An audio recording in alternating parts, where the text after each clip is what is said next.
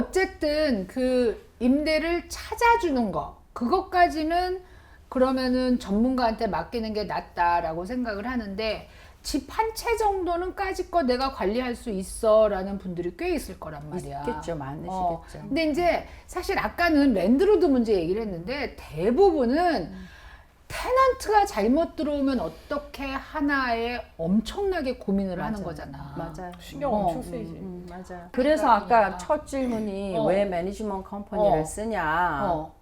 제가 보기에는 제가 이때까지 해본 경험으로는 매니지먼트 컴퍼니를 쓰는 이유는 어서리티 때문에 그래요.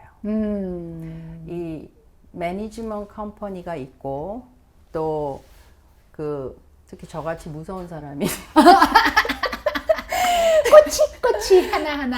꼬치 이렇게 하는 무서운 사람이 그 딱 들어올 때 딱 불러가지고 앉아서 리스 처음부터 끝까지 다 고오버하고 이러면 안 되고 이러면 안 되고 이건 되고 이렇게 다 설명해서 Are we on the same page? 그렇게 해서 사인하라고 해놨잖아요. 그리고 move-in inspection 가서 다다다다다 다 보고 거기에서 뭐 기록해 놓을 거 기록하고 자 cosmetic issue는 그냥 기록해 놓고 functional issue는 we will address it. 그렇게 이제 우리는 고쳐준다 이렇게 해가지고 그런 그 일을 하는 단계별로의 프로페셔널리즘이 딱 보이면 그 다음은 일사천리로 세입자들이 말을 잘 들어요. 그럼 자기는 이런 문제가 없었어? 마루장을 뜯고 간다든가 목욕탕을 막 망가뜨리고 가는? 저는 상상이 안 돼요, 그게. 어. 저희가 워낙 까다롭게 세입자를 구하는 것도 이유가 되죠. 거기에는 당연히 크레딧이라든지 뭐 인컴이라든지 백그라운드 책이라든지 이게 다 되고서도 저는 가서 이 사람이 시간 지켜서 오는지 아이를 데리고 오면은 아이가 돌아다니도록 뛰어다니도록 내버려 두는지 안 두는지 그런 것까지 다 보니까 그렇게 해서 들여놓으면 사실 상식 이하의 행동들은 안 하죠. 그다음에 또 내 질문은 우리가 이제 그 아까 말한 디파짓을 세큐리티 디파짓이라서 하는데 개인이 할 때와 그 매니지먼트 컴퍼니가 할 때 디파짓이 그게 달라? 굉장히 크리티컬한 이슈예요. 왜냐하면 시큐리티 디파짓을 이건 남의 돈이잖아요. 내 돈 그렇지. 아니에요. 주인이 받아놓고 있어도 이거는 이 사람이 가져갈 돈이기 때문에 그 돈을 가지고는 있지만 반환하는 데 있어서 나중에 예를 들어서 이제 move out을 해서 워크드루를 갔는데 예를 들어서 페인트가 뭐 더 해야 되겠고 청소를 안 했고 뭐 이제 그런 걸로 인해서 예를 들어 3,000불이라는 디파짓이 있는데 페인트 하는데 한 1,000불 더 들 것 같고 청소하는데 한 뭐 카펫 클리닝까지 해서 500불 들 것 같으니까 1,500불 빼겠다 그랬는데 세입자가 동의를 안 해. 나는 청소 다 했고 그치. 페인트도 no more wear and tear. 일상적으로 있을 수 있는 그런 스크래치면은 그런 것까지 내가 책임지지 않아도 된다라는 얘는 이미 법적으로 그걸 다 알고 있는 애야.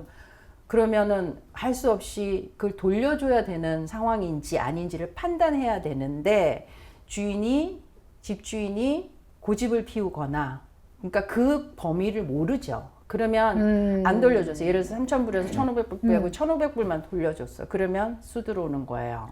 그것도 스몰 클레임으로 들어오나? 그렇죠. 예. 그러니까 그렇게 해서 이제 코트를 가야 되는 상황이 벌어지면 이제 머리가 아프기 시작하잖아요. 그러니까 그거를 테크니컬리 아주 잘 하는 방법들을 우리는 알고 있거든.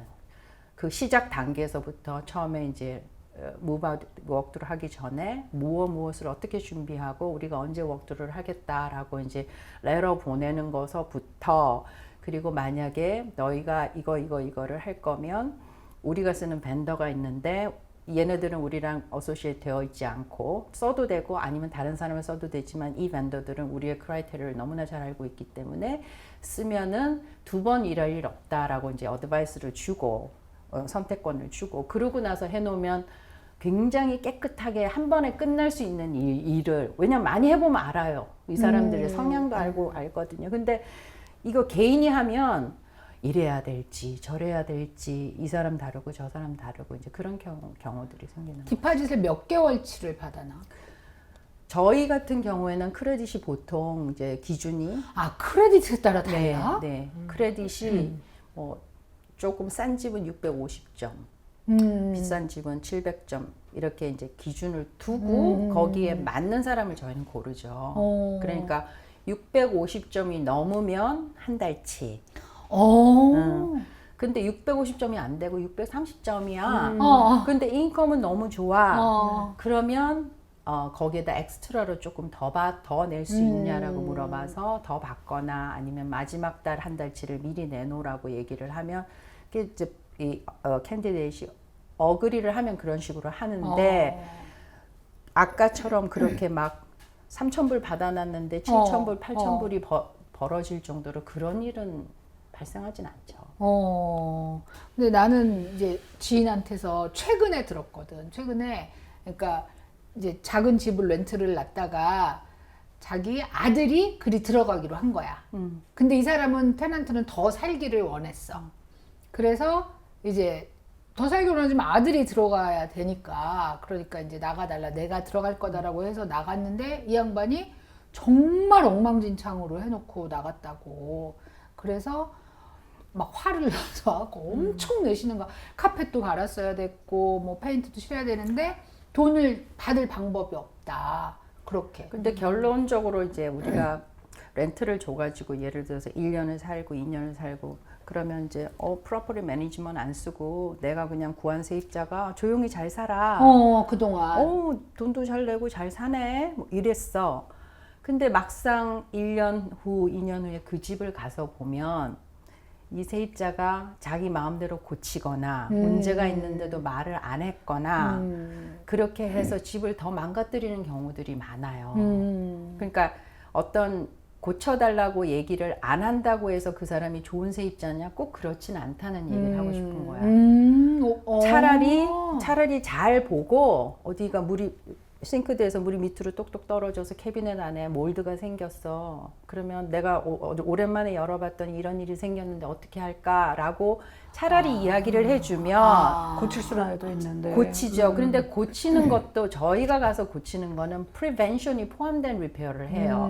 근데 세입자가 적당히 그냥 묻고 넘어가면은 더 큰 문제들이 발생하도록 만들어 놓고 나가는 경우가 많기 때문에 이제 그런 것도 좀 차이가 있죠. 나 이거 이해하는 게 내가 새를 4년을 이제 한 타운하우스에서 4년을 살은 적이 있는데 물이 정말 샜어.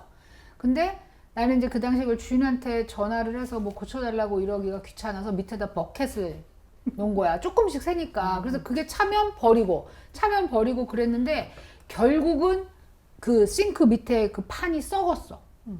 결국은 내가 아무리 그걸 이렇게 해서 버려도 이게 넘치는 날이 있었을 거 아니야. 그래서 버렸어. 그러니까 그런 문제가 세입자인 내 입장에서는 뭐 조금 새고 아유 때마다 무슨 주인을 불러 귀찮게 그런 생각을 한 거지. 그랬는데 주인이 나중에 화났을 것 같아. 물론 주인이 그거에 대해서 나한테 돈을 달라고는 안 하더라고. 왜냐면 물이 샌 거니까. 근데 화났을 것 같아. 그러니까 나중에 그런 생각이 들고 그 똑같은 집에서 그 히터가 고장이 난 거야. 뉴저지였는데 뉴저지는 겨울에 엄청 춥잖아요. 추워. 그렇지. 오래된 집도 많고 그래서 사실은 그거를 고쳐야 하는 거를 주인한테 전화하는 거를 그렇게 크게 생각을 안 하고 계속 에머전시 버튼을 누른 거야.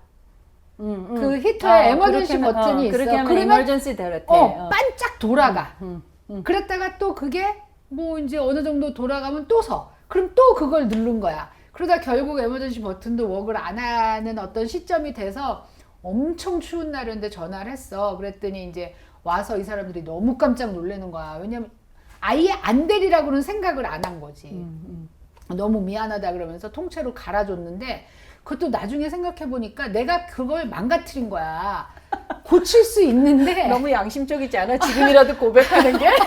한번 누군지 모르니까 수십 년 전 엄청 오래전이야. 근데 이게 한국에서 금방 와서 이제 모를 때야. 모를 때니까 에머전시를 해서 계속 웍하니까 그냥 크게 신경을 안 썼는데 결국은 그 주인은 그걸 고칠 수 있는 기회를 놓치고 통째로 갈아줬어야 되는 거지. 히터를 내가 망가뜨린 거지. 그래서 저희도 이제 매니지먼트를 하면은 그 뭐 저희가 한 100채나 되니까 얼마나 많은 리페어 리퀘스트가 오겠어요. 그러면 오면은 그게 저희 이제 컴퍼니 미팅 할 때 이게 귀찮다고 생각할 일이 아니다. 이게 프리벤션이라고. 더 큰 문제를 빨리 해결해 줌으로써 그 다음에 더 큰 문제를 해결할 수 있는 거다. 뭐 플러밍 같은 경우는 더 계속 물이 새면 더 커지잖아요. 그러니까 그렇게 이해를 하면 간단하고 지금 그런 경우가 굉장히 많아. 그러니까 나같이 그냥 무심하거나 아니면 오히려 양심적이라고 생각하는 거지. 때마다 주인을 불러서 귀찮게 안 하는 나는 참 착한 사람인 줄 아는 거지. 그리고 자기가 막 냉장고 바꾸는 사람들도 있잖아. 근데 그러면 안 되는데. 처음에, 모르고. 그렇죠. 처음에 인스펙션, 무브인 인스펙션 할 때 거기 양식이 다 있는데 그 폼에 그 모델 넘버까지 다 쓰게 돼 있어요. 뭐 G면 G, 월풀이면 월풀 다 쓰게 돼 있죠. 그거를 가지고 move out walkthrough를 하거든요. 그런데 바뀌어 있는 경우가 생길 수도 있죠. 뭐 저희는 그런 경우 없었지만 워낙 무서우니까 제가. 그리고 이제 이런 아까 히터 말씀하셨는데 이제 저희 같은 경우에는 그러니까 사람들이 전부 다 이렇게 뭐가 어떤 이슈가 생기면 everybody says this is an emergency 라고 말해. 세입자들은 다 그래.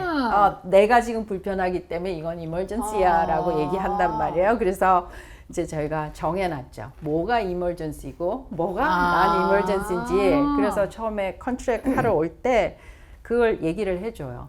자, emergency는 여름에 아주 더울 때 90도 이상 올라갔는데 에어컨이 안 돼. 이거는 emergency야. 나 영하 10도도 넘었었어. 그리고 히터가 50도 미만인데 히터가 안 돼. 이것도 emergency. 그리고 집 안에 refrigerator가 하나밖에 없는데 안 돼. 그럼 그것도 emergency. 그 다음에 집 안에 변기가 하나밖에 없는데 그것도 안 되면 emergency. 근데 하나인 집은 거의 없잖아요. 뭐 그리고 gas leak, water leak 뭐 이런 거면 emergency야. emergency인 경우에는 우리가 24 to 48 hour 안에 무조건 손을 봐주는 걸로. 그 이외에인 경우에는 2 to 7 business day에 우리가 take care 해준다. 그거를 딱 만들고 나서는 이슈가 없어. 그러니까 너무 그 룰을 잘 만들기 잘했다는 생각이 드는 거예요. 그래서 본인이 뭐 이제 잊어버리고 이멀전시라고 주장을 하다가 계약서에 이렇게 돼 있거든. 그러면은 그냥 기다려요. 그래서 그게 계약서가 그렇게 중요한 거예요, 사실. 그러니까 내 경험과 지금 조앤 얘기를 이렇게 해보니까 나는 이제 개인이 렌트를 놓은 경우였는데 생각해 보니까 테넌트도 마음가짐이 달라질 것 같아. 그리고 더 편할 것 같아. 나도 만약에 회사였으면 전화해서 어디 고장났다고 얘기했을 것 같아.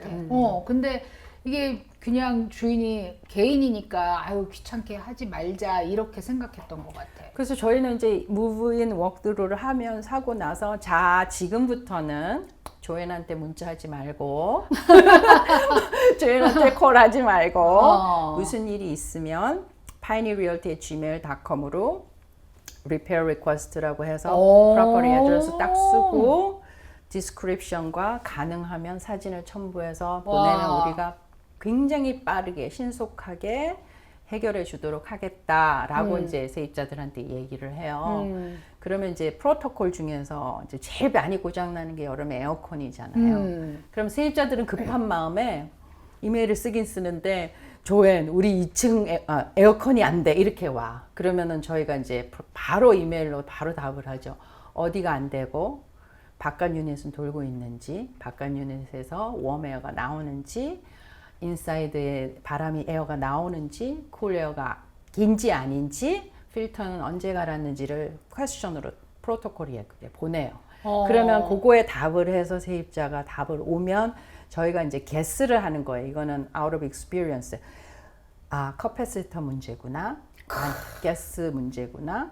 이게 무슨 다른 문제구나를 이제 우리는 그걸 보고 거의 이제 아는 수준이 된 거지. 그러면 우리가 가서 볼 것인지 테크니션을 보낼 것인지를 결정하는 거예요. 그러니까 그런 그 프로세스가 또 있어요. 지금 얘기를 하면서 야 그러면 매니지먼트 회사 쓰는 게 너무 당연한데? 라고 생각하는 쪽이 그 누굴 것 같아? 지금 자기가 막 얘기를 할 때. 누구 쪽? 누구? 랜드로드가 아니라 나는 테넌트 쪽이 나는 그러면 나는 회사가 임대 놓는 집을 선택할 것 그러니까 같아. 제가 처음에 말한 게 세입자 얘기를 했잖아요. 그러니까. 세입자가 그냥 취입한 주인이 하는지 회사가 하는지를 물어보는 이유가 역으로 말하면 결국은 랜드로드한테 도움이 되는 거예요. 왜? 좋은 세입자가 이 집에 들어오겠다고 어플라이 할 수 있잖아요. 그러니까 항상 이게 어느 하나의 일방적인 게 아니에요. 둘 다 같이 뭔가를, 그러니까 상호 이해 충돌적이잖아요. 이게 내가 이 집에 들어갔는데 이 사람이 이걸 안 해주면 어떡하나? 저 사람이 들어왔는데 돈을 안 내면 어떡하나? 저 사람이 들어왔는데 우리 집을 망치면 어떡하나? 하는 다 우려가 있는 상황이라고요. 근데 그 신뢰를 쌓아가는 게 사실은 세입자하고 랜드로드 관계에서 트러스트가 빌트되기는 굉장히 힘들어요. 그렇지. 왜냐하면 계속해서 이슈가 생긴 걸 가지고 서로 커뮤니케이션을 하지 좋은 일로 만나서 얘기하는 절대 안 관계는 만나. 아니거든. 그렇죠, 그렇죠. 문제가 생긴 걸 가지고 서로 풀어야 되는 관계잖아. 그러니까 가운데 완충장치가 있어주는 게 좋고 그런 돈은 써도 돼요. 제가 얘기했잖아요. 암이 안 생기게 해준다니까. 그러니까. 근데 그 고치는 비용은 어떻게 받아? 고치는 비용은 그러니까 많은 분들이 처음에 이제 저한테 전화 와서 조현 씨 프로퍼티 매니지먼트는 뭐 하는 거예요? 이렇게 물어봐요. 그러면은 이제 저희가 광고에서 세입자를 찾고 그다음에 매달 렌트비 받아서 은행에 디파짓 해드리고 그다음에 수리할 게 있으면 저희가 수리를 하는데 수리비는 저희가 내지 않습니다. 예, 수리까지 다 해주냐고 물어보시죠. 그럴 것 같아. 네, 수리는 저희가 내지는 않지만 이제 저희가 벤더들이 있죠. 그러니까 저희랑 릴레이션이 없는 벤더예요. 제3의 벤더예요. 그러니까 저희 남편이 하는 회사도 아니고 그냥 제3의 벤더들이 쭉 있는데 그 중에서 이제 저희가 사용해보고 좋은 회사만을 로그로 갖고 있는 거야. 그리고 그 풀 안에서 쓰는데 이런 게 있어요. 예를 들어서 어떤 A라는 회사는 컨트랙터는 좀 큰 일을 하는 컨트랙터야. 뭐 지하실 공사를 한다든지 좀 큰 일을 하는 사람이 있고 그 다음에 중간이 있고 그 다음에 제일 작게는 이제 핸디맨이 있어. 그치. 근데 간단하게 무슨 토일렛 하나 부품을 갈면서 A라는 회사를 부를 필요는 없거든. 여기는 큰 일을 하는 회사이기 때문에 100불 들 거 200불이 들어요. 그쵸? 그러니까 일에 따라서 저희가 경중을 따져서 이 회사를 쓰는 게 좋겠다, 저 회사를 쓰는 게 좋겠다고 하지만 만약에 주인분이 아시는 컨트랙터가 있다 그러면 그분을 보내겠다는 그러셔도 돼. 네. 그거는 우리하고는 전혀 상관이 없고 다만 우리가 하는 일은 주인을 위해서 주인의 컨비니언스를 위해서 저희가 제공하는 서비스에 포함이 되어 있는 거기 때문에 그래서 이제 그분들이 가서 이제 고치고 나면 전후 사진을 찍어서 파트까지 다 저희한테 보내주죠. 그러면 그거를 저희는 인보이스를 받아서 보내고 그거가 이제 렌트비에서 빠지고 디파짓이 돼요. 그러면 그 고칠 때마다 주인한테 연락을 해서 이거 고장 났으니까 우리가 고칩니다라고 해야 되겠네. 처음에 저희 손님이 되신 분은 1년 동안은 저희가 그렇게 해요. 근데 1년 후 지나면 손님들이 알아서 해주세요. 그렇게 돼요. 그리고 이제 실제로 저희 회사와 그 클라이언트와의 계약서 안에는 예를 들면 300불 미만은 알아서 그렇지. 한다. 500불 미만은 알아서 한다. 이게 있어요. 그런데 처음에 손님이 되셨을 때는 저희가 가능하면 다 말씀을 드려요. 왜? 그 트러스트가 빌트 되기까지는 조금 커뮤니케이션이 필요하고 서로가 어저스트 되는 기간이 좀 필요해요. 그래서 그렇게 해요. 근데 이제 여기까지 얘기를 들으신 분들은 그럼 도대체 비용이 얼만데 저렇게까지 해줄까라고 생각을 한단 말이야. 네, 비용이 좀 세죠, 저희 회사는. 그래. 네. 그러니까 자기 회사가 센 거야? 아니면 다른 데도 비슷해? 아니요, 저희가 이제 벤치마킹을 해요. 그 다른 미국 회사들도 프로퍼티 매니지먼트 오래 한 회사들이 있고, 제가 처음 시작할 때부터 계속 벤치마킹을 했어요. 그런데 이제 저희는 맘앤팝 회사였으니까 그냥 손님들한테 조금 더 서비스를 더 한다는 생각으로 좀 싸게 했지만, 제가 쭉 10년이 넘어서 이렇게 넘어서면서부터는 이 틀이 좀 잡힌 거야. 이제 그게 렌트는 1년 기준으로 그냥 한 달치 커미션이고요. 그건 렌트만 할 경우에. 그러니까 이게 이제 두 가지 비용으로 나눠 생각한 게 렌트만 할 경우도 있고 렌트 플러스 매니지먼트 할 경우가 있잖아요. 그러니까 렌트도 그 렌드로 아니 저 테넌트가 바뀔 때마다 네, 한 달치 네, 한 그렇게. 달치. 그리고 이제 매니지먼트 피는 7%, 6%, 5% 이렇게 돼요. 그게 뭐가 다른 무슨 거야? 차이냐? 어. 어떤 손님은 한 채만 맡기시고 어떤 손님은 두 채 맡기시고 세 채 이상 맡기시면 5%, 미니멈 120불. 네가 머리가 좋다니까. 어디서 저런 머리가 나왔을까? 아니 아이고. 미니멈 원래 100불이었는데 요즘 인플레이션이 심해가지고 어쩔 수 저희가 운전 왔다 갔다 하는 그것도 있고 그래서 20불을 인상을 했죠. 아니 근데 5%보다 120불이 더 큰 경우도 있어? 지금 만약에 2,000불이면은 100불이잖아요. 그렇구나. 어머, 그렇구나. 네. 사실 얼마 안 된다. 그렇죠. 어. 왜냐하면 저희가 하는 일이 굉장히 많거든요. 그러니까. 왜냐하면 매달에 세입자들한테 인보이스를 다 페이퍼리스 이메일로 보내요. 그러니까 세입자들이 안 잊어먹게. 그 리마인드를 해주는 거죠. 다 보내고 그다음에 돈 들어온 거 다 확인해서 손님들 어카운트에 다 디파짓 해드리고 그리고 또 중간중간에 드라이브 스루 인스펙션을 저희가 해요. 어떤 한 오늘은 소환이 뭐 이렇게 드라이브 스루 인스펙션에서 잔디 관리 잘 되고 있는지 우와. 그렇게도 하고 근데 이제 거기에 이제 1년 계약을 하셨는데 만약에 리뉴를 하잖아요. 그 세입자가 1년 더 살겠다고. 그러면 이제 리뉴 피가 또 있어요. 네. 그때 리뉴 피는 왜 받냐면 저희가 미드텀 인스펙션을 가요. 그 집에. 그래서 1년 살기 그러니까 리뉴하기 전에 얘가 잘하고 살고 있는지 확인하고 리뉴하는 거예요. 대단하네. 그럼 가서 만나고 사실은 뭐 큰 건 아니지만 제가 가서 얼굴 한번 보고 별일 없냐 그러고 약간 너 내가 보고 있어 이러는 거. 그리고 미드텀 인스펙션이라고 하면은 오케이 하니까 그러면 가서 이렇게 집을 한 바퀴 돌아보면서 뭐 안 되는 거 없지. 그리고 이제 그거 미드텀 인스펙션을 하고 주인한테 리뉴를 하겠다고 보고를 드리는 거죠. 그렇게 해서 리뉴를 하고 리뉴를 하면 리뉴 피는 이제 반달치. 그렇게 받아요. 어떤 목사님이 타운홈에 렌트를 하고 사셨는데 그날따라 목사님 모임이 집에서 있었나 봐요. 그러더니 몰랐지 나는. 근데 이제 갑자기 조현 씨 그 저기 그 1층 변기에서 꾸르륵 거리더니 넘쳤대. 그 오수가 넘쳤대. 그래가지고 이게 무슨 일인가 하고 이제 갔죠. 가가지고 이제 그 플러머 불러가지고 스낵을 했어. 그랬더니 핸드 페이퍼 타올이 너무 많이 거기에 들어가 있었던 거야. 근데 문제는 뭐냐면 이 목사님이 이제 실토를 하는 거야, 나중에. 그 페이퍼 타올을 손 닦으라고 놨는데, 목사님들이 전부 다 변기에 버린 거야. 어머머머머머머머. 그래서 그렇게 됐는데, 이제 그런 경우는 저희가 이제 리스 계약서에 테넌트의 미스유즈 또는 네글리전스인 경우에는 세입자가 책임을 져야 돼요. 그 리페어를. 그래서 명백하게 스낵에 그냥 이런 더미가 뭐 이렇게 나오니까 뭐라고 말씀하실 것도 변명의 여지가 없는 거지. 그래서 당신 게스트들이 실수로 그래서 그걸 다 물으셨어요.